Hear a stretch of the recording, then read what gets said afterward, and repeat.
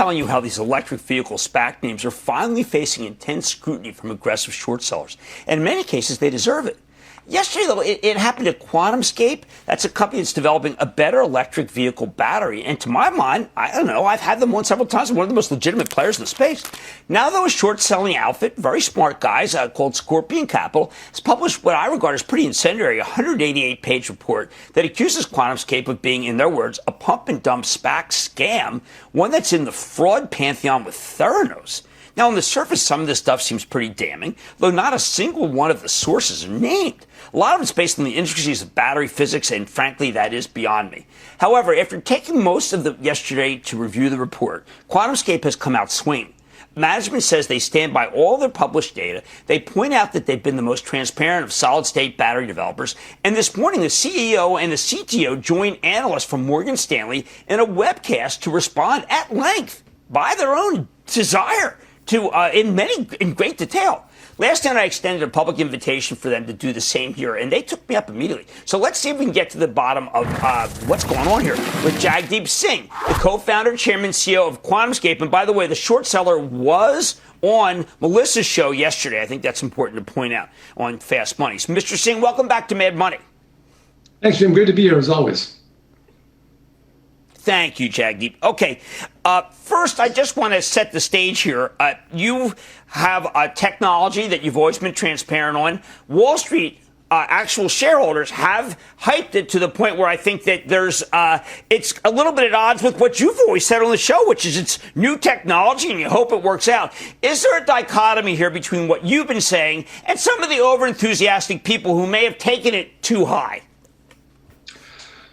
Well, I think we've been always pretty transparent about what we have and the work that remains to be done. I think we've made clear on one hand that we believe, addressed one of the fundamental issues that have held back solid-state batteries over the last several decades, which is, of course, a working solid-state separator. That's the heart of a solid-state battery.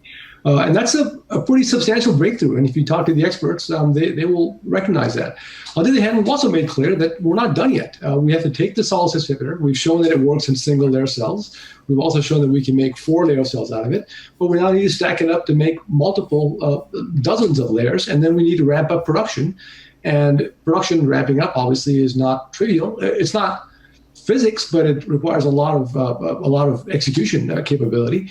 So those are tasks that lie ahead of us, and we've been very transparent about that. To your opening points about transparency, That's one of the things, frankly, that we pride ourselves on. We think we've been the most transparent of any solid-state battery company. We put out data that has all the parameters listed on our data slides, and hopefully we've tried to portray a really accurate sense of both the opportunity ahead of us as well as the tasks that remain to be done. Okay, well, I know I've had you on several times, and one of the reasons is because of your relationship with Volkswagen, and you just made another milestone that got you a second $100 million, but also because, for instance, yesterday, you added Selena, excuse my pronunciation, if I get a pronunciation here, Miko Lajak. And yes. Selena is the number 2 person at Panasonic Gigafactory in Nevada, and to me knows more about battery technology than almost anyone in the world. I have to believe that both VW and your new board member, Selena, took a lot of time and made judgments and didn't need to be invested or join the board. 100%. I mean, Selena is one of the world experts in not only battery technology, but battery manufacturing. And if you were to get a tour of the Gigafactory, you would get an amazing sense of just how deep she is. And even though she's on our board, we fully intend to leverage her with our execution team on the manufacturing front. So that is absolutely, in our view, a great vote of confidence when somebody with that depth of knowledge agrees to serve on the board. Obviously, JB Swabo is already on the board, another world-class battery and manufacturing expert. We have some great, obviously, venture capitalists who've done a lot of technology plays over there. So I think there's a lot of people that have looked pretty deeply at what we have, and we're pretty confident that the numbers that we have are pretty groundbreaking. Okay, so our viewers are obviously not institutions, and they're people who are afraid. They're afraid that they've lost a lot of money on SPACs, and one of them asked me to say, could you please ask Jagdeep, is there another lockup coming that might be expiring before they decided, you know what, the stock's been knocked down by short sellers, this is an opportunity? I think that's a legitimate question to ask. Is there a lockup expiration coming? Well, I mean, we've been very clear in all of our SEC filings what the various lockups are. I mean, there are, like any public offering, there are various lockups that expire. I believe there's one coming up towards the end of May. But I think if you look at the core team here, these are people that they've been here for 10 years, and they're on a mission. The mission is more than just creating economic value. That's obviously fantastic, but along with that, we also want to make an impact on emissions, on the climate.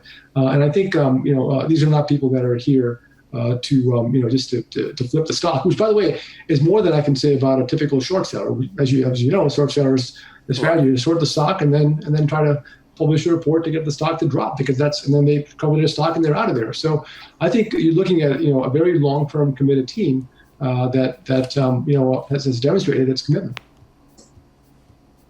Well, also, the Volkswagen deal, I mean, Volkswagen gave you that second $100 million. Obviously, they didn't have to do that if they felt that you didn't meet the milestones. But at the same time, what do they get for their $100 million? Well, so they committed last year to make a $200 million investment, and the first $100 million of that had no closing conditions other than time. So that round closed in December. The second $100 million was tied to this milestone, and the milestone, again, was defined up front by them. It was a specific set of dimensions of our cell, a specific rate of power that it was tested at, a specific temperature, and a specific cycle life, all done in their labs. And so, we provided the cells to them. We shipped them to Germany. They tested them. The cells, worked successfully, and as a result, they went forward with the $100 million. Now, you still, even though this is early technology, your projections are pretty aggressive. Do you feel good about the projections of how much money you can make it, say, out 4 or 5 years as this process goes along? Because as it is early stage technology, everybody wants it. I mean, the world wants this battery. It's faster. It's cheaper. It is going to be much cleaner. But it does seem like that the amount of money that you're going to make, that you say you can make, is, let's say, possibly that you might not be able to generate it that quickly. Well, here's what we know. I mean, we know that the demand for batteries right now is near infinite from the standpoint of our ability to produce batteries, not only now, but even in the intermediate term. There's just everybody out there wants batteries. We also know that everybody needs a better battery. And you just pointed out the idea of a battery that has 50 to 80% greater energy density, which means greater range, can be fast charged, is safer, it's lower cost, it has longer life. Those are all attributes that apply to every application for batteries. So if you could actually build that battery at scale, absolutely we would expect the demand for that to be very dramatic. So the question really then becomes, can we in fact get this battery into production, and how quickly can we ramp up that production? And I think the key things to note there are, one is, the core science of does the technology work? That we've demonstrated not only in our labs, but in multiple automotive OEM customer labs. They've done the testing, and they've actually seen the same results that we've published. And secondly, relative to scaling up production, not only do we have people like J.B. Straubel and now Selena Mikolajczak on the board helping us do that, but we have VW, one of the world's largest manufacturing companies, clearly one of the top 3 OEMs in the world, doing a joint venture with us. So it's not just a little startup out of California. It's a technology company out of California coupled with a manufacturing giant that has to scale this up. And when you couple that with the expertise that Panasonic's director brings, that's a really good combination. Okay. Now, the 188 pages, it's pretty savage. I didn't go into the charges of fraud or the Theranos, but let me ask you something. 20 years ago, someone wrote a whole book about me, and the book was filled with lies. And I sued him. I went to court. I got the book pulped. No one saw it because it was filled with lies. If you think this is filled with lies, why wouldn't you do the same thing I did? Well, we're absolutely going to look at that. I mean, the reality is some of those points, I don't want to get into point, but some of the points in there are just absurd to the point where they're in fact, things that we want to take legal action on. So we're going to look into that and based on the advice that we get, pursue that. But at the end of the day, our business is to build a better battery and really deliver this to our customers who are asking for it. So we don't want to get too distracted either. But we feel pretty good about where we are. As I said, we've been very transparent about the data. We've shared incredible detail about our numbers. In fact, that whole report wouldn't have been possible if it weren't for our numbers. They did no original research of their own. We just took our slides and just kind of regurgitated them. So I just don't think there's really any merit to these kind of things. I mean, the agenda is clearly clear to drive the stock price down so they can profit. Right? Understood. All right. Well, look, Jagdeep, I'm glad you came on the show. I'm glad we asked you to come on. You said absolutely yes. Morgan Stanley, boom. You wanted to go in front of them. Adam Jonas, yes. Don't know what more you can ask for. That's Jagdeep Singh, co-founder, chairman, CEO of QuantumScape.